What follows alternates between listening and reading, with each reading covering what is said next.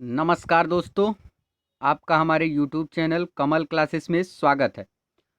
दोस्तों, हम लोग आज कुछ महत्वपूर्ण युद्ध के नाम के बारे में देखेंगे और उनके सन और किसके बीच लड़ा गया और किसकी जीत हुई, इन सब के बारे में हम लोग चर्चा करेंगे।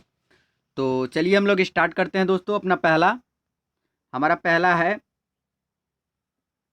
हाइडेस्पीज का युद्ध। हाइडेस्पीज का युद्ध, बैटल ऑफ द हाइडेस्पीज। किस सन में लड़ा गया था? 326 ईसा पूर्व। 326 ईसा पूर्व में लड़ा गया था दोस्तों। यह किसके बीच? सिकंदर और पंजाब के राजा पोरस के बीच हुआ, जिसमें सिकंदर की विजय हुई। यानी सिकंदर और पंजाब के बीच में युद्ध लड़ा गया और जीत किसकी हुई दोस्तों? सिकंदर की। कौन सा युद्ध? हाइडेस्पीज का युद्ध, बैटल ऑफ द हाइडेस्पीज। फिर उसके बाद हम लोग अगला देखेंगे कलिंग की लड़ाई, कलिंग वार। यह समय 261 ईस्वी पूर्व में लड़ा गया था। यह किसके बीच लड़ा गया? कलिंग का युद्ध।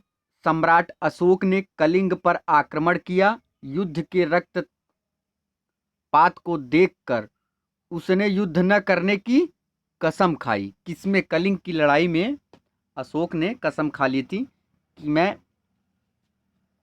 अब कभी युद्ध नहीं लड़ूंगा।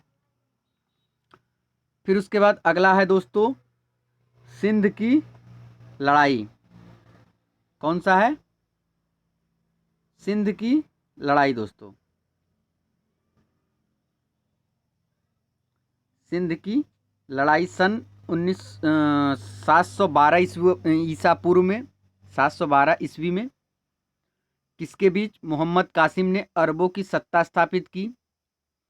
तराइन का प्रथम युद्ध, बैटल ऑफ तराइन, समय 1191 ईस्वी में किसके बीच लड़ा गया? मोहम्मद गोरी और पृथ्वीराज चौहान के बीच हुआ, जिसमें पृथ्वीराज चौहान की विजय हुई तराइन के प्रथम युद्ध में। और तराइन के द्वितीय युद्ध में अगर हम लोग देखें तो यह सन 1192 ईस्वी में लड़ा गया।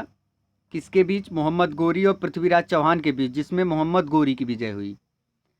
तराइन के प्रथम युद्ध में पृथ्वीराज चौहान की विजय हुई और तराइन के द्वितीय युद्ध में मोहम्मद गोरी की विजय हुई। फिर उसके बाद चंदावर का युद्ध, बैटल ऑफ चंदावर, समय 1194 ईस्वी में किसके बीच लड़ा गया? इसमें मोहम्मद गोरी ने कन्नौज के राजा जयचंद्र को हराया था। मोहम्मद गोरी ने कन्नौज के राजा जो थे जयचंद्र को हराया था। फिर उसके बाद हम लोग अगला देखेंगे पानीपत का प्रथम युद्ध। बहुत ही इंपॉर्टेंट हो जाता है दोस्तों आप लोगों के लिए। पानीपत का प्रथम युद्ध कब लड़ा गया था? सन पूछेगा, किसके बीच लड़ा गया था, कहाँ पे लड़ा गया था, इन सब के बारे में पूछता है। तो पानीपत का प्रथम युद्ध सन 1526 ईस्वी में लड़ा गया। किसके बीच? मुगल शासक बाबर और इब्राहिम लोधी के बीच। खानवा का युद्ध 1527 ईस्वी में, समय 2700 ईस्वी में लड़ा गया। किसके बीच? बाबर ने राणा सांगा को पराजित किया, यानी बाबर ने राणा सांगा को हराया। फिर उसके बाद घाघरा का युद्ध, समय 1526 ईसा पूर्व, 1526 ईस्वी में किसके बीच?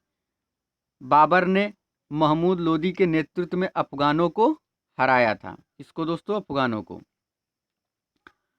चौसा का युद्ध, समय 1539 ईस्वी, किसके बीच? शेरशाह सूरी ने हुमायूं को हराया था। चौसा का युद्ध जो हुआ था 1539 ईस्वी में हुआ, किसके बीच? शेरशाह सूरी ने हुमायूं को हरा दिया था। कन्नौज बिलग्राम का युद्ध, कन्नौज का युद्ध या बिलग्राम का युद्ध, समय 1540 ईस्वी में किसके बीच? एक बार फिर से शेरशाह सूरी ने हुमायूं को हराया। वह भारत छोड़ो पर मजबूर किया था बिलग्राम के युद्ध में। अब पानीपत के द्वितीय युद्ध को सन 1556 ईस्वी में लड़ा गया। किसके बीच? अकबर और हेमू के बीच। अकबर और हेमू के बीच। फिर अगला है दोस्तों तालीकोटा युद्ध। तालीकोटा युद्ध समय 1565 ईस्वी में। किसके बीच? इस युद्ध के विजयनगर साम्राज्य का अंत हो गया, यानी विजयनगर जो साम्राज्य था, विजयनगर, उस साम्राज्य का अंत हो गया दोस्तों। फिर उसके बाद हल्दी घाटी का युद्ध। हल्दी घाटी का युद्ध समय 1576 ईस्वी में। किसके बीच? अकबर और राणा प्रताप के बीच। इसमें राणा प्रताप की हार हुई थी, महाराजा राणा प्रताप की हार हो गई थी और अकबर जीत गया था हल्दी घाटी के युद्ध में। कब लड़ा गया दोस्तों? 1576 में। कब? 1576। फिर आगे हम लोग देखेंगे प्लासी का युद्ध। ये भी इम्पॉर्टेंट है। प्लासी का युद्ध, जितने हम बता रहे हैं दोस्तों बहुत ही इम्पॉर्टेंट हैं, क्योंकि हर परीक्षाओं में कहीं ना कहीं घुमा के पूछ लिए जाते हैं। सन 1757 में ईस्वी में किसके बीच? अंग्रेजों और सिराजुद्दौला के बीच, जिसमें अंग्रेजों की विजय हुई और भारत में अंग्रेजी शासन की नींव पड़ी। कब? प्लासी युद्ध से। वांडीवास का युद्ध। वांडीवास का युद्ध कब हुआ था? समय 1760 ईस्वी में। किसके बीच? अंग्रेजों और फ्रांसीसियों के बीच, जिसमें फ्रांसीसियों की हार हुई थी। पानीपत का तृतीय युद्ध समय 1761 ईस्वी में। किसके बीच? अहमद शाह अब्दाली और मराठों के बीच, जिसमें फ्रांसीसियों की हार हुई। बक्सर का युद्ध 1764 ईस्वी में लड़ा गया। किसके बीच? अंग्रेजों और सुजादौला मीर कासिम और शाह आलम द्वितीय की संयुक्त सेना के बीच, जिसमें अंग्रेजों की विजय हुई बक्सर के युद्ध में। फिर प्रथम आंग्ल मैसूर युद्ध समय 1767 से 69 ईस्वी। समाप्त मद्रास की संधि।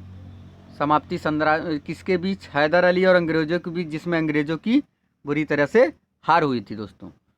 फिर उसके बाद द्वितीय आंग्ल मैसूर युद्ध समय 1780 से 1784 ईस्वी तक। समाप्त मंगलोर की संधि किसके बीच? हैदर अली और अंग्रेजों के बीच, जो अनिर्णित छूटा, यानी आधे पे ही छूट गया। द्वितीय आंग्ल मैसूर जो युद्ध हुआ था। तृतीय आंग्ल मैसूर युद्ध समय 1790 से 1792 ईस्वी तक। समाप्त श्रीरंगपट्टनम की संधि, जब समाप्त हुआ तो श्रीरंगनम की पट्टम की संधि हुई। किसके बीच? टीपू सुल्तान और अंग्रेजों के बीच लड़ाई संधि के द्वारा समाप्त हुई। चतुर्थ आंग्ल मैसूर युद्ध, जो चतुर्थ आंग्ल मैसूर युद्ध था 1797 से 1799 ईस्वी तक चला। किसके बीच? टीपू सुल्तान और अंग्रेजों के बीच।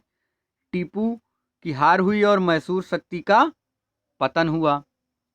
चिलियानवाला युद्ध समय 1896 ईस्वी। किसके बीच? ईस्ट इंडिया कंपनी और सिखों के बीच हुआ था, जिसमें सिखों की हार हुई थी चिलियान वाले युद्ध में। भारत चीन सीमा युद्ध बहुत ही इम्पोर्टेंट, इस समय भी करंट में भी यह चल रहा है। भारत चीन सीमा युद्ध समय 1962 ईस्वी में। किसके बीच?